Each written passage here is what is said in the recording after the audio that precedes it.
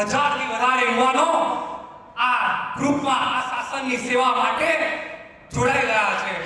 ભાગ્યશાળીઓ શ્રવણ ભગવાન મહાવીર ચરમ તિરુપતિ મહાવીરને એક જ પ્રાર્થના, અમે સર્વ યુવાનોને એવી શક્તિ આપે, એવો અમારો ભાવોલ્લાસ વધારે, દિન પ્રતિદિન શ્રવણ ભગવતીઓને સાધુ ભગવતીઓની સેવા માટે, વૈયાવચ માટે અમે તત્પર બને અને તન મન ધન એ માટે અમે રક્ષાવર કરીએ.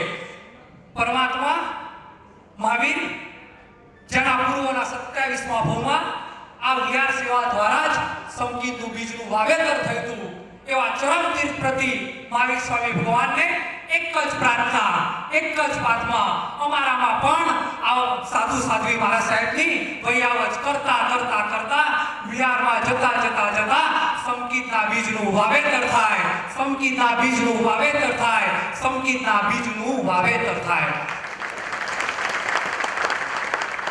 ભાગ્યશાલીઓ, વિહાર સેવાના આ ચોથા સંમેલનમાં હું હાર્દિક અમદાવાદ વિહાર સેવા ગ્રુપ વતી આપ સૌનું હાર્દિક સ્વાગત કરી રહ્યો છું.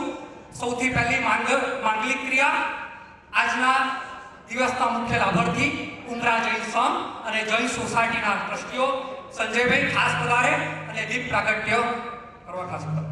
નૈનેશભાઈ ખાસ પધારો.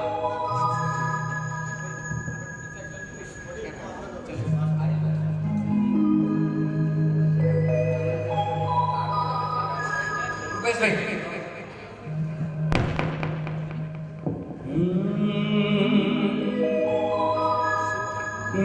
દીવડો કરો રે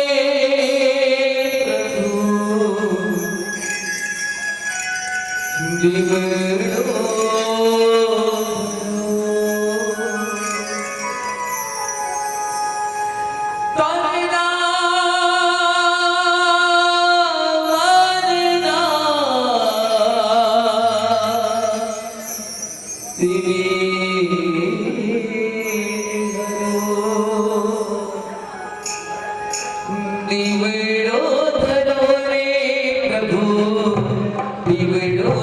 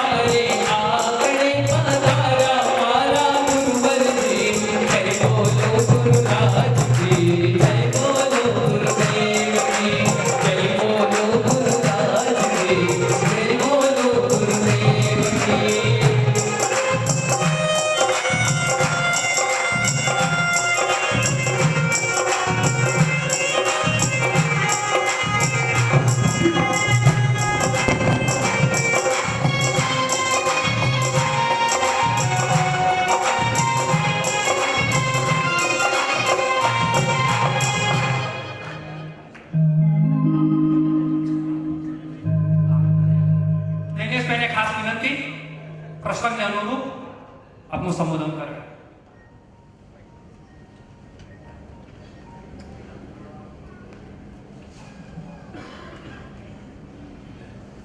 મારે કંઈ વિશેષ તો કહેવાનું નથી, પણ ખરેખર એવું લાગે કે જૈન સોસાયટી જયશંકર પુણ્યોદય અત્યારે ચાલી રહ્યું છે 4 વર્ષ પહેલા કચ્છાધિપતિને સુરત મુકામે અમે વિનંતી કરી હતી કે સાહેબ આપ અમદાવાદ બાજુ પધારી રહ્યા છો તો એક જોઈન્ટ સોસાયટી જેવી સંઘને ચાતુર્માસનો લાભ આપો. અને ખરેખર આ વર્ષે અમને એ ચાતુર્માસનો લાભ મળ્યો, જેને કારણે આપનો બી અમને લાભ મળ્યો. ખરેખર મને ખૂબ આનંદ થાય છે કે આજે જૈન સોસાયટી જૈન સંઘના આંગણે આજે વીએસજી ગ્રુપનું આ સંમેલન કરવાનો અમને લાભ મળ્યો છે.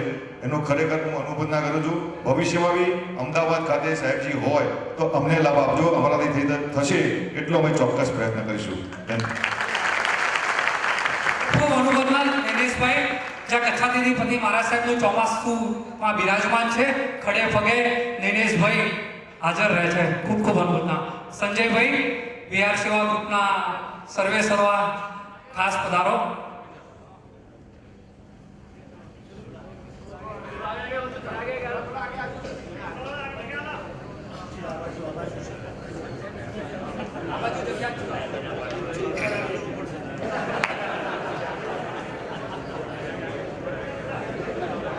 પરમ પૂજ્ય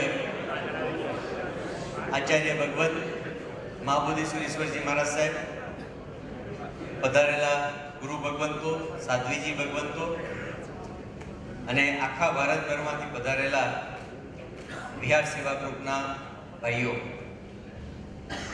આપણું આ પરમ સૌભાગ્ય છે કે આજના આ વિહાર સેવા ગ્રુપના ચોથા સંમેલનનો લાભ, જ્યાં પૂજ્યશ્રીનું ચાતુર્માસ છે, એ જૈન સોસાયટીના મેનેજિંગ ટ્રસ્ટી તરીકે નૈનેશભાઈ હાજર છે.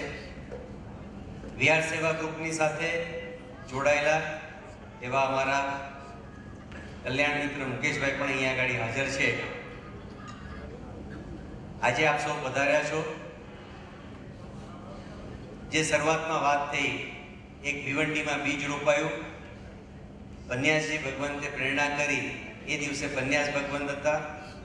આજે સૂર્યવર છે અને છેલ્લા 1 વર્ષની અંદર જે વિહાર સેવા ગ્રુપનો જે આપણે ગ્રાફ ઊંચો થતા જોયો છે, એ આ સૂર્યપદનું પરિણામ છે.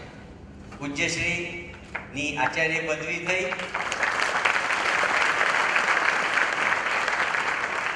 ખડે પગે વિહાર સેવા ગ્રુપના યુવાનોએ ત્યાં આગળ કલીકુંડ ખાતે સેવા આપી અને પૂજ્યશ્રી આચાર્ય પદે આરૂઢ થયા બાદ અલગ અલગ સ્થાનોમાંથી દર મહિને 2 થી 3 ગ્રુપ નવા સ્થપાયા છે.